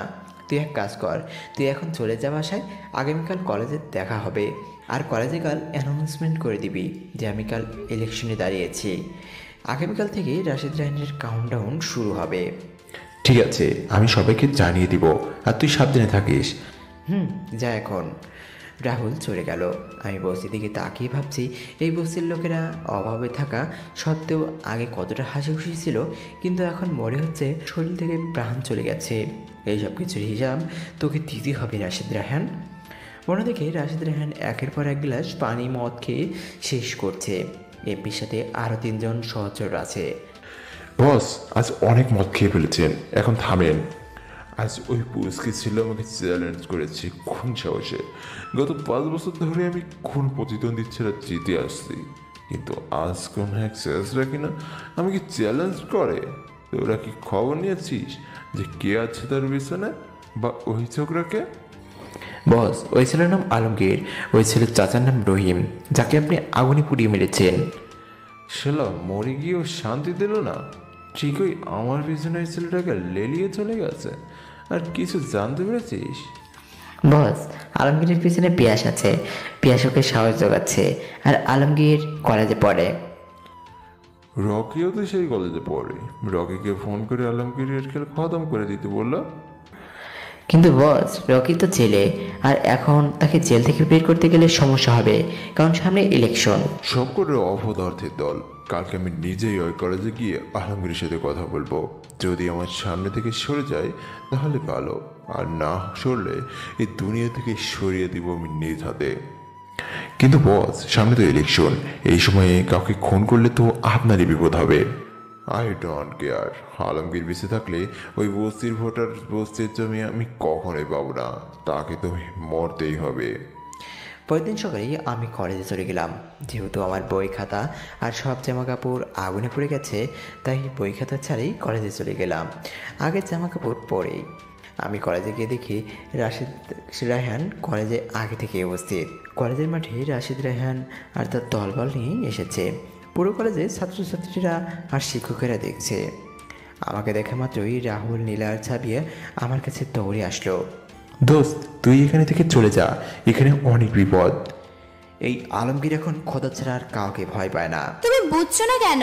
তোমার কিছু হয়ে গেলে আমি যে বাঁচবো না। আমি ছাবিয়ার দিকে তাকালাম। ছাবিয়ার চোখ জোড়া ছল ছল করছে। আমার কিছুই হবে না। আমি রাশিদ রায়হানের কাছে গেলাম। পুরো কলেজ আমাদের দেখছে। রাশিদ রায়হান আমাকে দেখে একটা টেবিল স্টাইল দিয়ে বলল, কি রে হালারপুর, তুই নাকি এই এলাকার এমপি হবি? আরে তোর শার্ট প্যান্টই তো ময়লা। তোর মতো প্রস্তুত ছেলেরা যদি এমপি হতে চায় তাহলে আমাকে তো রাস্তায় বসতে হবে। চিন্তা করিস না, তোকে রাস্তায় বসাবো না, তোকে ডাইরেক্ট উপরে পাঠিয়ে দিব। রাশিদ রায়হান আমার কথা শুনে রেগে গেল। আমার শার্টের কলার ধরে বন্দুক আমার কপাল বরাবর ঠেকালো। ভালো করে বলছিস সরে যা আমার রাস্তা থেকে, নাহলে এখানেই শ্যুট করে দিব। আমাকে কেউ কিছু বলতে পারবে না। এটা তোর ভুল ধারণা, তোকে এতদিন কেউ কিছু বলেনি, কিন্তু এখন সময় পাল্টাবে। ইলেকশনের পরও পাপের রাজ্যে আমি নিজের হাতে ধ্বংস করব।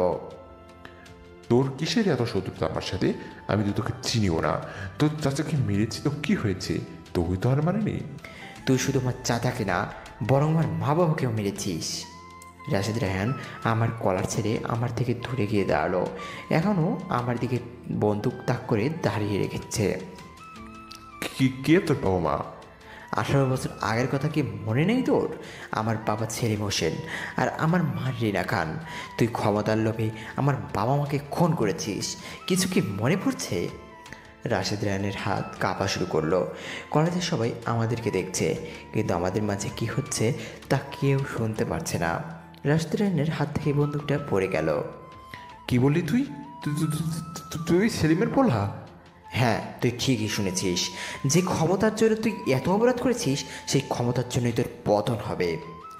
আমি এসেছিলাম তোকে শেষ করতে, কিন্তু এবার আমি আগে তোকে ইলেকশনে হারাবো, তারপর তোকে শেষ করব। দেখা যাবে। রাশিদ রায়হান তার দলবল নিয়ে চলে গেল। আমি সবার উদ্দেশ্যে বলা শুরু করলাম, এতক্ষণ যা হয়েছে তা দেখে এইটুকু তো বুঝে গেছেন যে সামনে ইলেকশন। বর্তমান এমপি রাশিদ রায়হানের বিপরীতে আমি দাঁড়িয়েছি। আপনারা নিশ্চয়ই ভাবছেন যে আমার মতো ক্ষেত বস্তির ছেলে কীভাবে এমপি হবে। আমি বস্তির ছেলে বলে কি আমি মানুষ না? ওই রাশিদ রায়হান এতদিন তার পাওয়ারের খারাপ ব্যবহার করেছে, এই এলাকার ভালো করেনি। আর আপনারা যদি নিজেদের ভালো চান, নিজেদের পরিবারের ভালো চান, তাহলে এমপিকে ভোট না দিয়ে আমাকে ভোট দিবেন। আলমগীর, তুমি চিন্তা করো না, এই কলেজের সবাই তোমার পাশে আছে। এই রাশিদ রায়হান যতদিন এমপি আছে ততদিন এই কলেজ থেকে র্যাগিং, ইপটিজিং এবং ড্রাগ সাপ্লাই বন্ধ হবে না। ধন্যবাদ স্যার। আমি কলেজের গেটের কাছে গেলাম, তখন রাহুল, সাবিয়া, নীলা আসলো। দোস্ত, তুই তো একেবারে ফাটিয়ে দিলি। চাই না তুই এমপিকে কি বলেছিস, কিন্তু বিশ্বাস কর দোস্ত, কলেজের সবাই এমপিকে এভাবে ভয় পেতে দেখে সবাই তোর উপর বিশ্বাস করা শুরু করেছে। হ্যাঁ আলমগীর, তুমি সত্যিই একজন ভালো লিডার হতে পারবে ভবিষ্যতে। আমি আমার বাবাকে তোমার ইলেকশনের কথা বলেছি। বাবা বলে দিয়েছে এই 2 সপ্তাহে পুরো পুলিশ ফোর্স এলাকার সব রাস্তার, সব গলির প্রতিটা মোড়ে পাহারা দিবে, যাতে এবার কোনো আন্দোলন বা মহামারী না হয়। ধন্যবাদ সাবিয়া। সবাই আমার পাশে থাকলে আমাকে কেউ হারাতে পারবে না। 10 দিন পর, এই 10 দিনে পিয়াস ভাইয়ের সাথে এলাকার বিভিন্ন জায়গায় গিয়ে ভোটের জন্য গিয়েছি। 2 দিন পর ভোট, আর এই কয়েকদিনে আমি সবার মাঝ থেকে রাশিদ রায়হানের ভয় দূর করে দিয়েছি। আমি এই কয়েকদিনে পিয়াস ভাইয়ের থেকে ফাইটিং, বন্দুক চালানো ইত্যাদি শিখে নিয়েছি। রাশিদ রায়হানের গোডাউনে রাশিদ রায়হান সহ কিছু অসাধু ব্যবসায়ীরা মিটিং করছে। বলুন, আপনারা কি বলতে চান? দেখুন রাশাদ স্যার, পরশুদিন ভোটের দিন। এই কয়েকদিনে এলাকার সবার মন থেকে আপনার ভয় মুছে ফেলেছে ওই আলমগীর। নতুন জরিপে দেখা গেছে আপনার জেতার সম্ভাবনা প্রায় 2%। আর ওই আলমগীর যদি এমপি হয়ে যায় তাহলে আমাদের সব অসাধু ব্যবসা বন্ধ হয়ে যাবে। তাই আমরা আগে থেকে সব ব্যবসা বন্ধ করতে চাইছি। আর আপনি যেহেতু আমাদের পার্টনার, তাই আপনার সাথে আমরা সব ধরনের ডিল ক্যান্সেল করতে যাচ্ছি। ওই 2 দিনের ছেলের জন্য আপনারা এত বছরের পার্টনারশিপ শেষ করতে চান? কি করবো বলেন? আমরা তো আর বসে বসে নিজের ক্ষতি দেখতে পারবো না। ভালো করে শুনে নেন, হয়তো আপনি আবারও এমপি হবেন, আর না হলে তো আমরা আপনার সাথে পার্টনারশিপ শেষ করে দিব। রাশিদ রায়হান সাথে সাথে তার বন্দুক বের করে 2 জনের কপাল বরাবর শ্যুট করলো। এটা দেখে বাকিরা ভয় পেয়ে গেল। আর কার পার্টনারশিপ ভাঙার সঙ্গে গেছি শুনি? আমার সাথে শুধু ডিল করা যায়, ডিল ক্যান্সেল করা যায় না। যারা করতে চায় আমি তাদের লাইফ ক্যান্সেল করে দেই। সবাই ভালো করে শুনে নিন, এখানে ওয়ান ওয়ে এন্ট্রি, কোনো এক্সিট ওয়ে নেই। আর এবার আমি হব। যাদের আমার সাথে কাজ করতে ইচ্ছা তারা করবে, আর যাদের ইচ্ছা নাই তাদের উপরে পাঠাতে আমার বেশি সময় লাগবে না। Is this clear? Yes sir. এদিকে ইলেকশনের সব ব্যবস্থা হয়ে গেছে। আমি পিয়াস ভাইয়ের অফিসে তার সাথে কথা বলছি, এমন সময় পিয়াস ভাইয়ের গুপ্তচর এলো। কিরে পাবেল, কী খবর এনেছিস?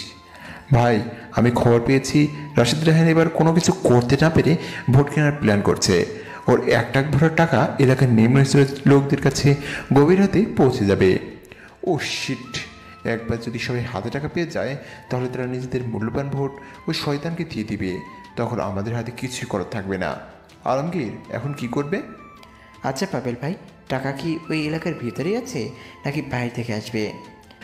রাশিদ রায়হান পাগল নাকি যে এতটা ব্ল্যাক মানি নিজের কাছেই লুকাবে? আর সব টাকা আজকের রাতেই বাইরে থেকে আসবে। আমরা যদি হাইওয়ে রোডের টাকে নিজের আওতে নিয়ে আসি, আমার মানে হলো এলাকার ঢোকার আগেই আমরা যদি টাকা ভর্তি টাকে হাইজ্যাক করে নেই, তাহলে রাশিদ রায়হানের সব কিছুই করার থাকবে না। বুদ্ধি খারাপ না, কিন্তু সিকিউরিটি যদি টাইট থাকে তাহলে কি করব? আমি সবটুকু খবর পেয়েছি, টাকের পিছনে একটা গাড়ি থাকবে যার ভিতরে এমপির খাস লোক আছে। আমার কাছে একটা প্ল্যান আছে। কি প্ল্যান? আমি আমার প্ল্যানটা পিয়াস ভাইকে শোনালাম। That's great. তুমি দেখি পলিটিক্স এর নাম দেওয়ার সাথে সাথে পলিটিক্স করা শুরু করে দিয়েছো। কিন্তু তোর প্ল্যানের মধ্যে আমাদের একজন মেয়ে লাগবে, তাকে আমরা কোথায় পাবো? পাবো, আমি চেষ্টা করব, তবে আমাদের শিওর থাকতে হবে যেন তার কোনো ক্ষতি না হয়। তার কোনো ক্ষতি হবে না, এটা আমি গ্যারান্টি দিব। ঠিক আছে, আমি ব্যবস্থা করি। আমি সাবিয়াকে ফোন দিলাম, আমার সাথে দেখা করতে বললাম, আর সেও রাজি হয়ে গেল। বস্তির সামনে সাবিয়া আর আমি দেখা করলাম। বলো, আমাকে কেন রেখেছো? তোমার সাহায্য লাগবে। ভেবেছিলাম যে তুমি আমাকে, না কিছু না, বলো কি সাহায্য লাগবে? রাশিদ রায়হানের টাকা ভর্তি ব্ল্যাক মানি আছে ভোট কেনার জন্য। আমাদের যেভাবেই হোক টাকা ভর্তিটাকে এলাকার আসার আগেই থামাতে হবে, আর তার জন্য তোমার সাহায্য লাগবে। বলো কি সাহায্য করতে হবে আমাকে? তাহলে শোনো, সিগারেট কাটাতেই সাবিয়াকে বললাম, কিন্তু এতে আমি থাকতে তোমার কিছুই হতে দেব না, এইটুকু বিশ্বাস আমার উপরে রাখতে পারো। আমি আমার জীবনের থেকেও তোমাকে বেশি বিশ্বাস করি আলমগীর। 12টা বাজে। হাইওয়ে রোড দিয়ে টাকা ভর্তি ট্রাক যাচ্ছে, তার পিছনে একটা প্রাইভেট গাড়ি যাচ্ছে। ট্রাকটি রাস্তার মোড়ে ঘুরে এলাকার দিকে অগ্রসর হচ্ছে, কিন্তু প্রাইভেট কারটা মোড় ঘোরানোর আগেই বন্ধ হয়ে গেল। প্রাইভেট কার থেকে 3 জন লোক নামলো। ও শিট, গাড়ির সব জায়গায় একসাথে পাংচার হয়ে গেছে। কিন্তু একসাথে সব জায়গায় কীভাবে পাঞ্চার হলো? ওই দেখ, কিছু রাস্তার মাঝে তার কাটা ছিটিয়ে রেখেছে। তাহলে টাকের জায়গায় কেন পাঞ্চার হলো না? কারণ টাকের যাওয়ার পর আমরা তার কাটা রাস্তায় ছিটিয়ে রেখে দিয়েছি। সবাই পিয়াসের দিকে তাকিয়ে রইল। তুই এখানে? পিয়াস ভাই কোনো কথা না বলে সবার মুখে ক্লোরোফর্ম দিয়ে দেয়। ট্রাক চলছে, তার আহ্বান দিতে চলছে।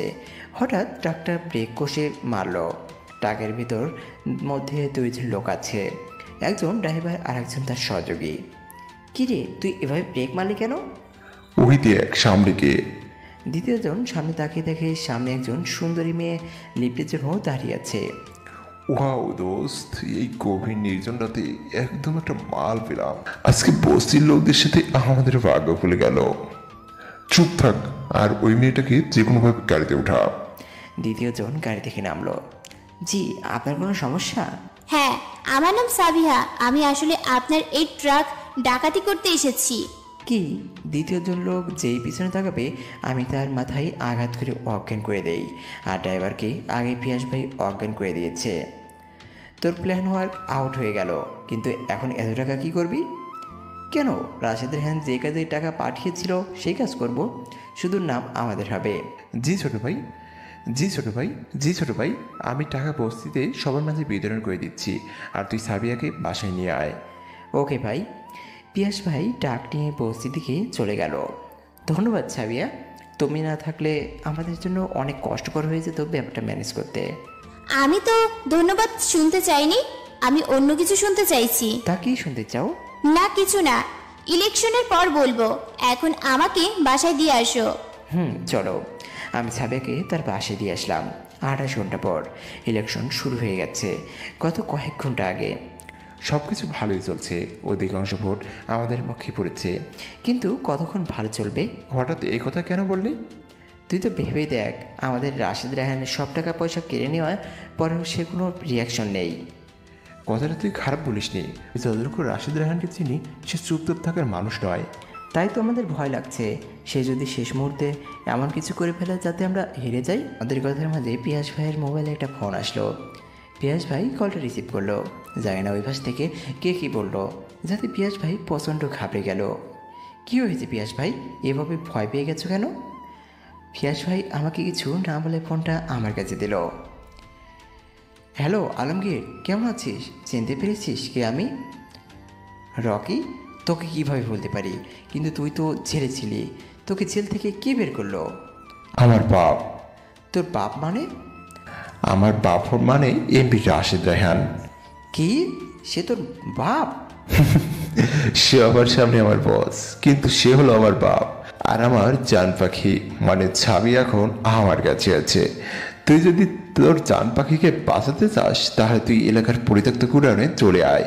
আমার বাপও আছে তোকে স্বাগত জানানোর জন্য।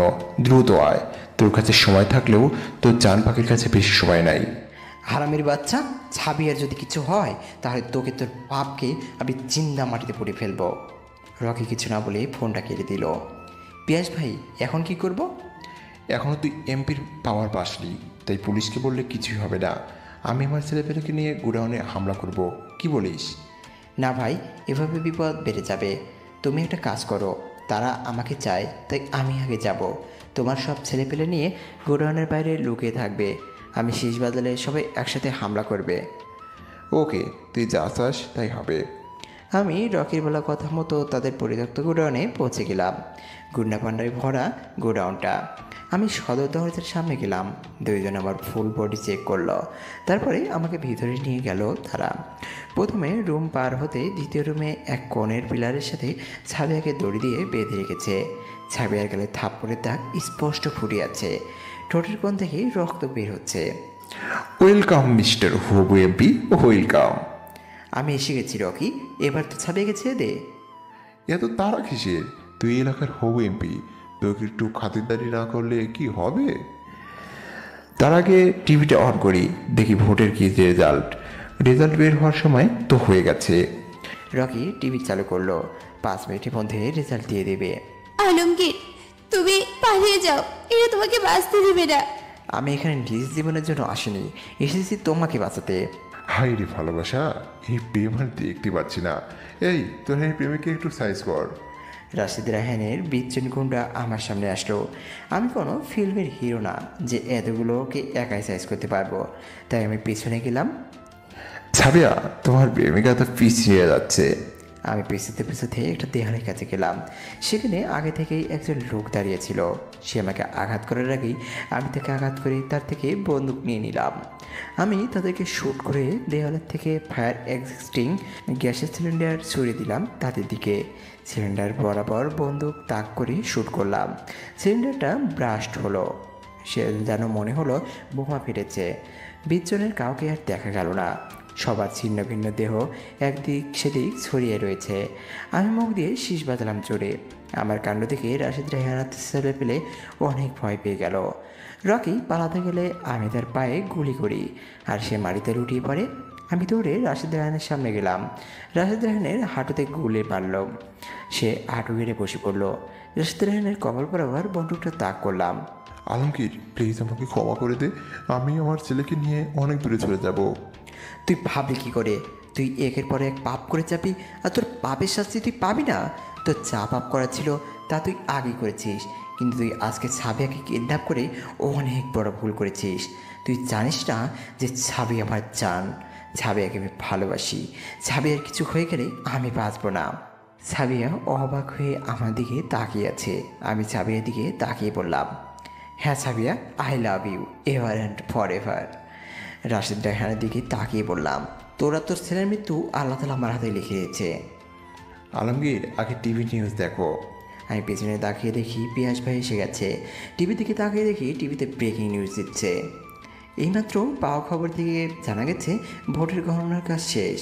এলাকার প্রাক্তন এমপি রাশিদ রায়হান ভোট পেয়েছে 26,580, আর এই এলাকার বস্তির এক সামান্য ছেলে আলমগীর ভোট পেয়েছেন 33,680। আলমগীর বিপুল ভোটে জয়লাভ করেছে। আমি রাশিদ রায়হানের দিকে তাকিয়ে একটা শয়তানি হাসি দিয়ে বললাম, যে ক্ষমতার জন্য তুই আমার বাবা মাকে মেরেছিস, সে যে ক্ষমতা অব্যবহার করে আমার চাচাকে মেরেছিস, যে ক্ষমতা ব্যবহার করে এত খারাপ কাজ করেছিস, সেই ক্ষমতা আর তোর নেই। পিয়াস ভাই, এখন কি করব তুমি বলো। দেখালাম কি এ হলো এমন এক কালসাপ যাকে একবার ছেড়ে দিলে সে আবার ছবল দিবেই, আর তুই নিজের হাতে প্রতিশোধ নেমে পড়েছিলি। হ্যাঁ পড়েছিলাম, কিন্তু এদের যদি আমি খুন করি তাহলে আমার আর এই শয়তানের মাঝে কোনো পার্থক্য থাকবে না। এদের ছেড়ে দিয়ে দাও ভাই। ঠিক আছে, তোর যা ইচ্ছা। আমি সাবিয়ার সব বাঁধন খুলে দিলাম। তুমি এতক্ষণ যা বলছো তা কি সব সত্যি? কেন বিশ্বাস হচ্ছে না? না, তাহলে কি করলে বিশ্বাস হবে? আমাকে বিয়ে করলে বিশ্বাস হবে। যেহেতু আমি এলাকার এমপি, সেহেতু আমার এখন বিয়ে করতে কোনো সমস্যা নেই। ওকে মাইজান। এখনই যান, তাহলে পরে কি হবে? 10 দিন পর আমি এমপি হয়ে শপথ গ্রহণ করেছি, অনেক দিন আগেই। ইতিমধ্যে প্রস্তুতিতে নতুন ঘর বানানোর কাজ শুরু হয়ে গেছে। সাবিয়ার বাবার সাথেও আমার কথা হয়ে গেছে। যেহেতু মাত্র আমরা ইন্টার সেকেন্ড ইয়ারে পড়ি, তাই ইন্টার ফাইনাল এক্সাম হওয়া পর্যন্ত আমাদের বিয়ে হবে না। 10 মাস পর আমার এক্সাম শেষ হয়েছে গত সপ্তাহে। আজ আমাদের বিয়ে হয়ে গেল। সবাই অনেক আনন্দে কাটালো বিয়েটা। আর রাহুল বিয়েতে যে লেভেলের নাচ নেচেছে তা বলার বাইরে। শত হোক বেস্ট ফ্রেন্ডের বিয়ে বলে কথা। রাহুল আর নীলা মিলে আমাকে পাশের ঘরের ভিতরে ঠেলে ঢুকিয়ে দিল। আমি ঘরে ঢুকে দেখি সাবিয়া বালিশে হেলান দিয়ে মোবাইল টিপছে। আমি শুনেছি মেয়েরা পাশের ঘরে ঘোমটা দিয়ে বসে থাকে আর ছেলেরা ঘোমটা সরায়, কিন্তু এখানে তো তুমি মোবাইল নিয়ে পড়ে আছো। আরে ইউটিউবে আরও একটা ইউটিউব চ্যানেল আছে, এডি ডায়েরি 24 নামের। এই চ্যানেলে অনেক ভালো ভালো গল্প আপলোড করা হয়, আমি সেটাই দেখছিলাম। আজকে আমাদের বাসর রাত, সেখানে আমরা নতুন গল্প বানানোর কাজ শুরু করব, আর তুমি এখানে অন্যদের গল্প পড়ছো। আরে আমার বাবুটা দেখে রাগ করেছে। ঠিক আছে, আমি রাগ ভাঙিয়ে দিচ্ছি আদর করে, কিন্তু তার আগে এই নির্লজ্জ দর্শকদের যেতে বলো। আর আমাদের বাসর রাতের কাহিনী শুনতে চাইলে এডি ডায়েরি 24 চ্যানেলটি সাবস্ক্রাইব করতে বলো। ঠিক আছে বেবি, আমি আপনাদের বলছি, আপনারা এখন যান, আমার বউ লজ্জা পায়। আর যারা এতক্ষণ আমাদের কাহিনীটা পড়লেন তারা অবশ্যই এডিডারি 24 চ্যানেলটি সাবস্ক্রাইব করুন ভালো ভালো গল্প পেতে। তারা তাদের কাজ করুক, আর আপনারা চ্যানেলটিকে সাবস্ক্রাইব করে রাখুন লেটেস্ট সব গল্প পেতে। দেখা হবে নতুন কোন গল্পে। সে পর্যন্ত সবাই ভালো থাকবেন, সুস্থ থাকবেন। আমাদের চ্যানেলটি অবশ্যই সাবস্ক্রাইব করে পাশে থেকে বেল বাটনটি অন করে রাখবেন। আর গল্পটি ভালো লাগলে প্লিজ একটি লাইক দিন, কমেন্ট করে জানান আপনার মূল্যবান মন্তব্য, শেয়ার করে বন্ধুদের দেখার সুযোগ করে দিন। আর হ্যাঁ, সাবস্ক্রাইব করতে কিন্তু ভুলবেন না। ভালো থাকবেন, ভালো রাখবেন, সেই কামনায় আজকের মতো আজকের এই সকল পর্বের গল্প থেকে এখানে বিদায় নিচ্ছি। দেখা হবে নতুন কোনো গল্পের নতুন কোনো পর্ব নিয়ে। সে পর্যন্ত সবাই ভালো থাকবেন, সুস্থ থাকবেন, ভালোবাসার মানুষকে সঙ্গে নিয়ে থাকবেন।